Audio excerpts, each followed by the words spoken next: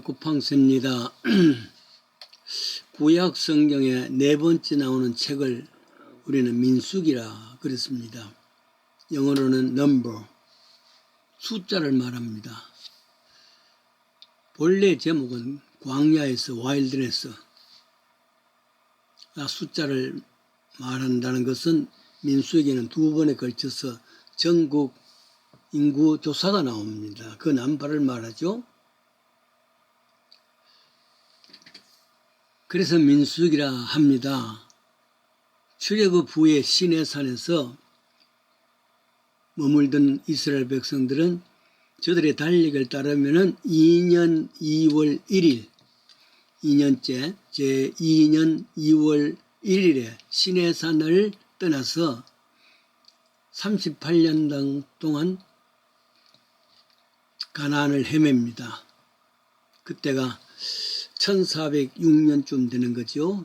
기원전 1406년입니다. 광야 생활을 말합니다. 영적 의미로서는 광야 생활이라는 것은 이스라엘 백성들이 그 많은 광야에서 성공과 실패, 또 분노와 놀람, 이런 인간들의 모든 신호애락을 통해서 저들의 영적 인격이 자라는 겁니다. 그냥 광야생활 고생하는 것만이 아니지요.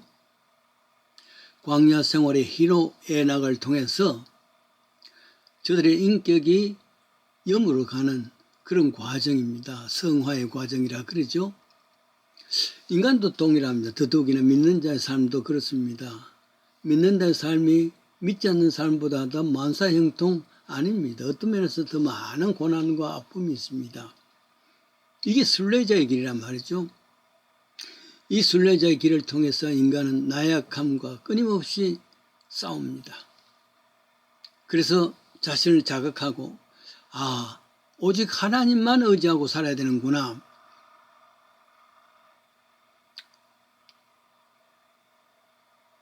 오직 하나님만 순종하고 살아야 되는구나.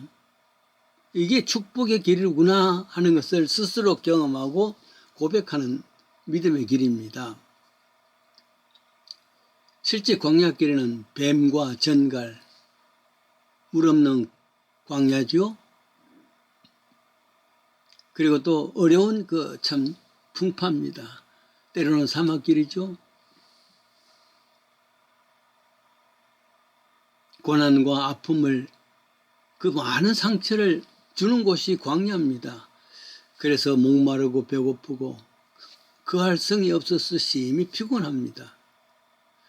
여기서 인간 스스로 이 광야 순례길을 걸을 수가 없다는 것을 고백합니다. 이때 보호자가 필요하단 말이죠. 안내원이 필요하단 말이죠. 그게 바로 여호와 하나님 만나는 겁니다. 왜냐하면 여호와 하나님은 영원한 하나님으로서 보호자, 전적으로 보호자. 그래서 이제는 세상 사람들과는 다른 길이 됩니다. 보세요. 세상의 사람들은 이 순례자 광야길에서 오직 목적이 뭐겠습니까? 물질, 축복, 이것만 가졌습니다. 그러나 믿음의 순례자는 다릅니다. 그대로 있는 것에 대한 인정하고 그런 지혜가 생기면서 앞으로 회복의 길이 있을 것이다. 그래서 민수기에서 광야길이 무엇을 의미하는가 한 세 가지를 생각할 수 있습니다. 첫째로는 광야길은 최종 종착지 천국에 들어갈 때까지 훈련 장소다. 광야길은 훈련 학교다. 이렇게 생각하면 됩니다.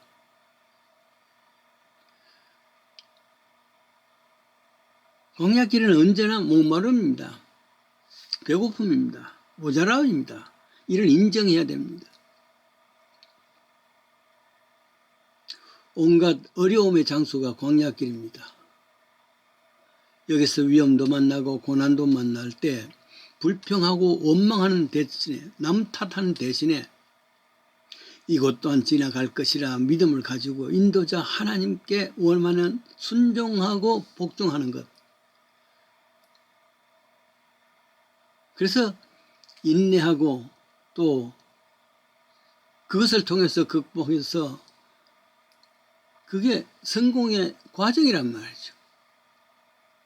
신약에서 말하는 성화의 과정입니다. 천국 백성으로 백성다운 수준에까지 인격으로까지 성장하기 위한 광야 학교, 그죠? 마치 믿음의 사람이 이 땅에서 천국에 들어갈 수 있는 수준의 인격을 만드는 장소, 그래서 훈련을 주시는 장소. 그래서 민수기라는 성령은 민족적으로 이 순례자의 길을 보여주는 겁니다.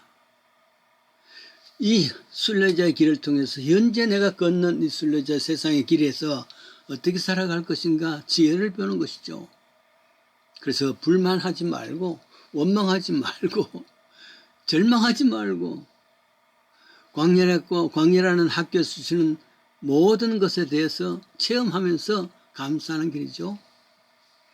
여러분, 우리가 이 광야길에서 고난당하는 것은 우리를 훈련시키는 하나님의 과정입니다. 학교입니다. 두 번째가 있습니다. 이 광야길은 마지막 목표가 있다는 것, 이게 다릅니다. 세상 사람들은 순례자의 길에서 최종 목표가 뭐겠습니까? 무다, 죽음, 그것으로 끝이 납니다. 무덤입니다. 그래서 저는 허무요, 무입니다. 그러나 믿는 자의 순례길은 최종 목표가 분명히 있습니다. 천국이라는 목적지가 있지 않습니까? 이 땅에 살아가면서요, 목적지가 있는 것 사람과 그렇지 못한 사람과 차이는 천양지차입니다.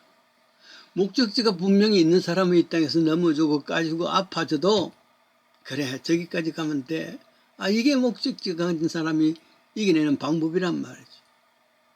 그러나 그런 목적지가 없는 사람은 넘어지면 야단하고 남 탓하고 그리고 또 원망하고, 이게 이 세상 사람들의 순례자의 길이기 때문입니다.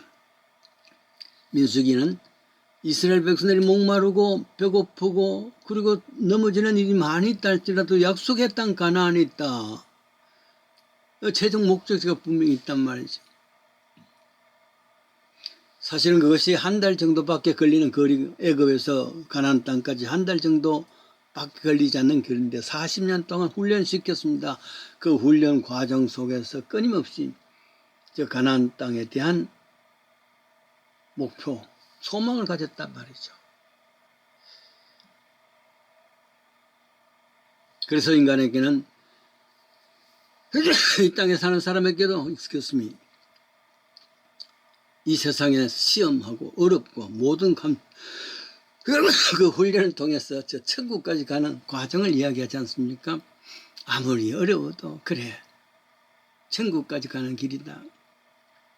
천국에서는 이 모든 것이 없어질 것이다 하는 이런 믿음이 있잖아요. 시험 공부하는 사람, 남이 놀고 있고 재밌게 사는데 앉아서 공부를 해야 됩니다. 이 사람에게는 목표가 있습니다. 서울대학 혹은 대학, 내가 목적하는 곳에 들어가기만 하면은 이 목표가 있기 때문에 다른 사람과 비교하더라도 지금 놀지 못해도, 지금 즐기지 못해도 두고 보자, 이런 최고의 목표가 있지 않습니까? 광야길에서 목표가 분명하지 않으면 그게 어려움입니다. 믿는 자들에게는 이것도 지나가리라, 안 지나가더라 할지라도 마침내 천국까지, 이게 목표다 말이에요. 세 번째입니다. 세 번째는 이 광야길에서 바른 인도자를 만나야 된다. 물론 우리의 인도자는 예수님입니다. 하나님이십니다. 그러나 그 하나님과는 우리와는 빛과 어둠의 차이니까 같이 만날 수가 없어요. 죽어요. 그래서 중보자라고 필요했죠. 모세, 여호수아 이런 중보자입니다. 그래서 이 땅에서 나의 영적 인격자 모시는 사람, 영적 지도자를 모신다는 건 큰 축복입니다. 저는 지금도 어려서부터 믿음 생활을 할 수 있었던 중학교, 고등학교까지 나를 인도하셨던 본교회 목사님이 잊을 수가 없는 것은 바른 중보자를 만났단 말이에요. 그의 인도함과 또 안내를 통해서 여기까지 왔지 않습니까? 인생의 모든 사람들에게 참 광야의 지도자, 안내자는 예수 그리스도입니다. 그의 말씀 따라서 순종하고 그 말씀을 통해서 지혜를 얻고 제1의 안내자 예수 그리스도를 말합니다. 그래서 그 예수님 따라가는 거죠. 광야길 순례자의 길에서 정말 바른 지도자를 만난다는 것, 그리고 또 나아가서 나이가 들면서 내가 지도받았던 그 과정을 통해서 다른 사람에게 안내자가 될 수 있다는 것, 내가 중보자가 된다는 말이죠. 이 역할을 할 수 있는 것이 목회자이기도 하고 또 지도자이기도 합니다. 순례자의 길에서 어렵고 고난스러운다 할지라도 우리는 분명히 목적이 있습니다. 그 목적지까지 가는데 그 목적지에 적응할 수 있는 인격으로 자라게 하는 훈련, 그것이 광야 순례자의 길이라는 걸 아시고 다른 방법이 아니라 내 순례의 길에 안내자, 지도자는 예수님이라 그 말씀 따라 살면서 마침내 천국 백성 되십시다.